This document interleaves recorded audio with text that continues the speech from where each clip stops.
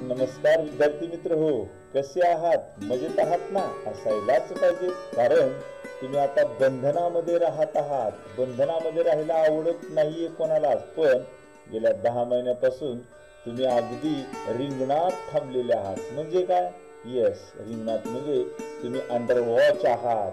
कडेने उभा सगळे तुमच्या समोर, तुमचे पालक, आई, माता, बहीण, भाऊ हे सगळे तुमच्यावर वाच ठेवत आहेत. म्हणजे तुम्ही वर्तुळामध्ये आहात, सेंटरला तुम्ही आहात, कडेने ही सगळी मंडळी तुम्हाला त्या ठिकाणी तुमचं संरक्षण करत आहे, करोनापासून तुम्हाला वाचवत आहे. आणि तुम्ही सुद्धा जीवाची पर्वा न करता त्या ठिकाणी आपल्या घरच्यांसोबत राहतात, त्यांना काम करू लागतात. तुम्ही जीवा हा भाग या माध्यमामधून पाहणार आहोत. आणखी काय? ज्याप्रमाणे कंसाचा वध केला तसा कंसाचा वध तुम्हाला गणितामध्ये करायचा आहे. म्हणजेच काय पाहायचं आपल्याला? वर्तुळ, जीवा, कंस याविषयी आपण सखोल पाहणार आहोत. चला तर मग मी घेऊन जातोय तुम्हाला या टॉपिककडे, ज्या टॉपिकचं नाव आहे वर्तुळ जीव. पाहायचं आहे, काय पाहायचं आहे?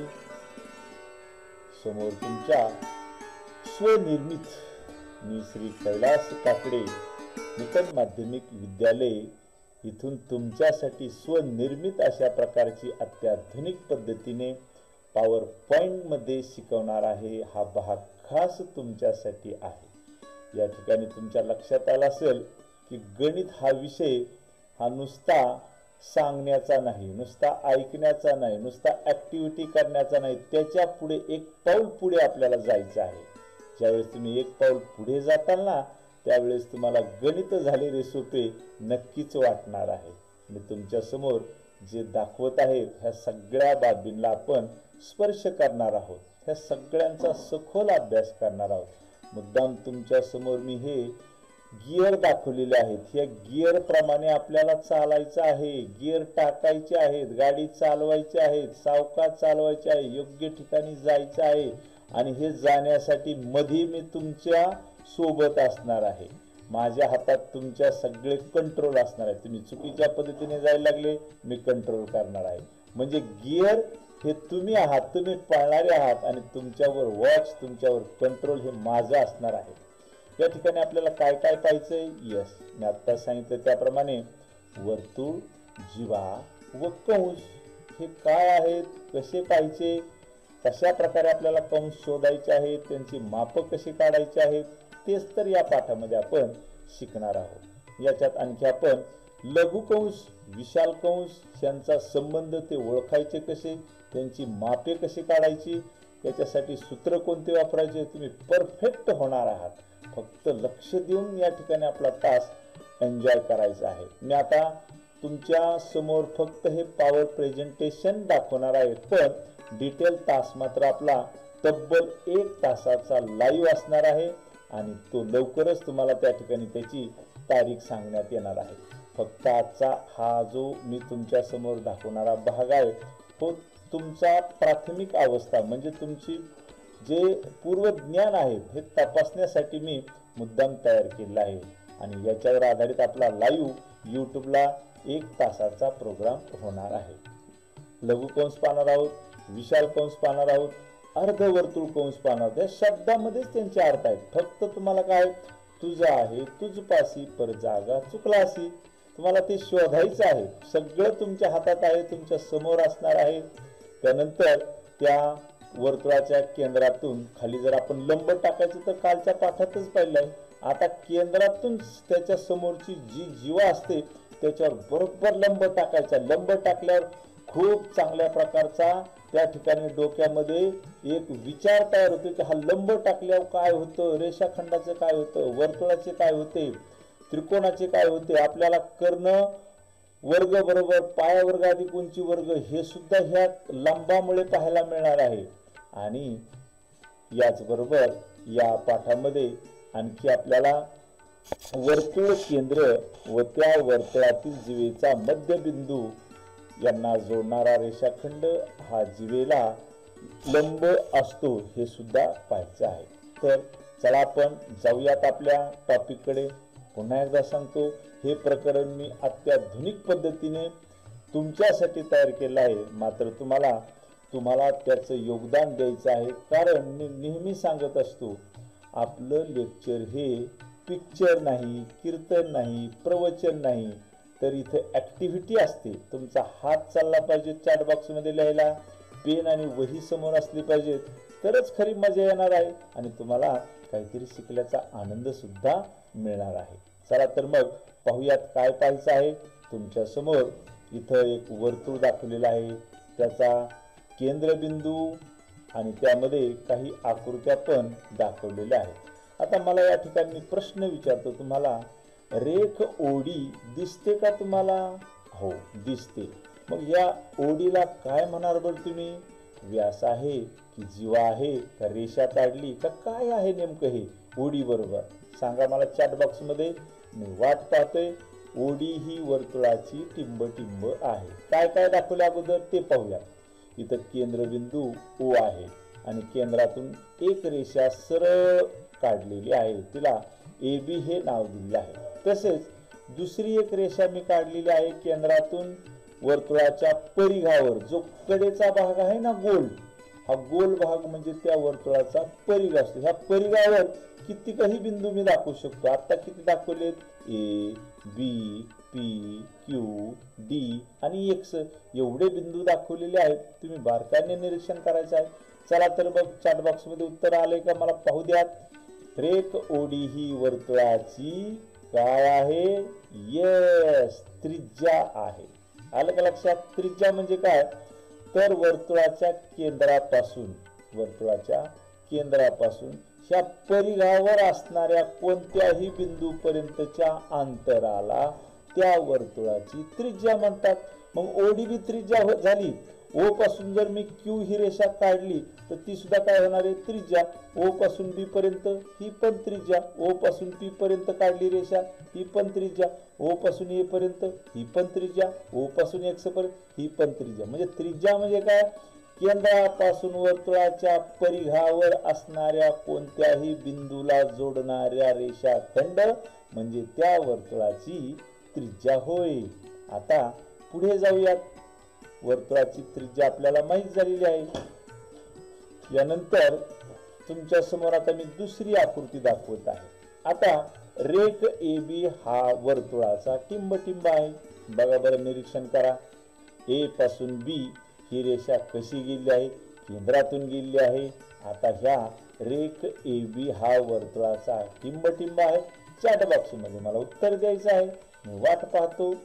जी रेषा केंद्रातून जाते, जी रेषा परिघातून निघून दुसऱ्या परिघाला स्पर्श करते, मात्र ती जाताना केंद्रातून जाते, चौकातून जाते, तेव्हा त्या रेषेला टिंब म्हणतात. काय म्हणतात? येस, काय म्हणतात? व्यास म्हणतात. बघा, रेख ए बी हा वर्तुळाचा व्यास आहे. येते का लक्षात? यायलाच पाहिजे.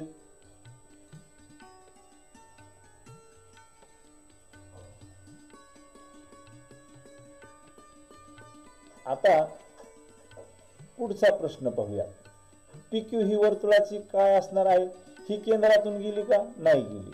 रेषा पी क्यू, रेख पी क्यू ही वर्तुळाची टिंब आहे. बघूयात आपण काय आहे. टिंब हा केंद्रीय कोन आहे. इथं कोन दिसतोय आपल्याला. 1 2, मला 2 कोन दिसतात. मला 2 कोन दिसत आहे. पण केंद्रीय कोन कोणाला म्हणायचं? आपण कोणालाही म्हणू शकता. मग या ठिकाणी कोणता कोन आहे बरं केंद्रीय? कोन DOB बरोबर. तसेच AOD हा सुद्धा केंद्रीय कोन आहे. कोन DOB येते का लक्षात? वरच्या बाजूला D, कोन O आणि दुसरी बाजू त्याची B, DOB किंवा तुम्ही BOD ही म्हणू शकता. चला पुढे जाऊया. लघुकंस म्हणजे आपण कंस करतो ना असा, तो छोटा असला की म्हणायचं लघुकंस, मोठा असला की म्हणायचं विशाल कंस. आता याचं एक उदाहरण दाखवलेलं आहे. कंस AXD. बघा या ठिकाणी हा लघु आहे. A, X आणि D इथून इथपर्यंतच आहे.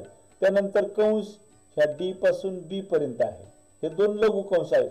आता तुमच्या उत्तराची मी वाट पाहतोय. तुम्हाला आणखी कंस कोणकोणते दिसतात बघा बरं. यातील दोन लघु कंस मी सांगितले, ए एक्स डी हा थोडासा किंचित मोठा आहे, त्यानंतर हा अगदीच छोटा आहे, डीबी हा कंस खूपच छोटा आहे. आणखी कोणता कंस दिसतोय, चला बघूयात आपण. येस, कंस बी क्यू. बघा या ठिकाणी बी क्यू आहे.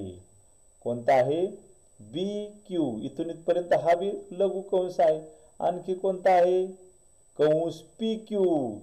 पी क्यू हे रेषाखंड ना, कंस म्हणलोय मी, मग कंस म्हणजे हा गोल, कडेचा गोल, हा कंसच झालेला आहे पी क्यू. त्यानंतर कंस ए पी. हे सगळे कसे आहेत, लघु कंस आहेत. येते का लक्षात, लघु कंस. बघा परत एकदा, ए एक्स डी हा लघु कंस आहे. डी बी हा सुद्धा इथून इथपर्यंत लघु कंस आहे. पुढे तुम्हाला सांगायचा होता, बी क्यू हा बी लघु कंस आहे, कंस पी क्यू हा सुद्धा लघु कंस आहे, आणि कंस ए पी हा सुद्धा लघु कंस आहे. आता पुढे, आता विशाल कंस मी इथं एक काढून दाखवतो, तुम्हाला सांगतो. कंस पी ए बी बघा कसा दाखवलाय. पी कुठे आला, पी बघा या ठिकाणी हा पहिला बिंदू पी ए आणि बी. बघा इथून पी पासून जी सुरुवात करायची ती ए, त्यानंतर तिसरा शेवटचा बी. म्हणजे ह्या बी पासून असा जर घेतला हा कंस एवढा मोठा, तर त्याला काय म्हणायचं, विशाल कंस. दुसरा पण इथं दाखवलेला आहे, कंस पी डी क्यू. कुठे आला पी, हे बघा या ठिकाणी पी डी. पी डी इथं आला डी या ठिकाणी, इथं डी, आणि इथपर्यंत आलेला क्यू. केवढा मोठा झाला हो, हा सुद्धा विशाल कंस आहे. आता तुम्हाला कोणता सांगता येईल बरं, एखादा विशाल कंस याच्यासारखाच. बघा मी पहिला बिंदू डी घेतो, D D A D A, आणि शेवट करतो बी पशी. काय केलं मी, पहिला डी घेतला, डी नंतर घेतला ए आणि शेवट घेतला बी. झाला का नाही विशाल कंस. बघूयात आपण कोणकोणते येतात. Yes, D A B. आणखी कोणता येतोय, ए क्यू डी. ए सुरुवातीला ए, क्यू कुठे आला या ठिकाणी क्यू, आणि इथं कोणता आला डी. म्हणजे इथून जी माझी गाडी येणार ए पासून ती क्यू पर्यंत, आणि क्यू पासून शेवट होणार डी पर्यंत. म्हणजे एवढा मोठा काय झाला, विशाल कंस झालेला आहे. अशा प्रकारे आपल्याला विशाल कंसाचाही अंदाज नक्कीच आल्याशिवाय राहणार नाही. आणि अर्धवर्तुळ कंस, अर्धवर्तुळ म्हणजे काय, व्यासाच्या वरची निम्मी बाजू आणि व्यासाच्या खालची बाजू. इथं दोनच अर्धवर्तुळ कंस आहेत, त्यापैकी एक सांगतो मी, ए डी बी. ए सुरुवात झाली ए पासून, नंतर डी आणि बी, हा अर्धवर्तुळ कंस झाला. दुसरा कोणता आहे, यस तुम्ही बरोबर ओळखलेला आहे. कोणता आहे, ए पी बी. तुम्ही असंही म्हणू शकता, ए क्यू बी, ए क्यू बी, किंवा बी क्यू ए, किंवा ए क्यू बी, कसंही म्हणू शकता, अर्धवर्तुळ कंस.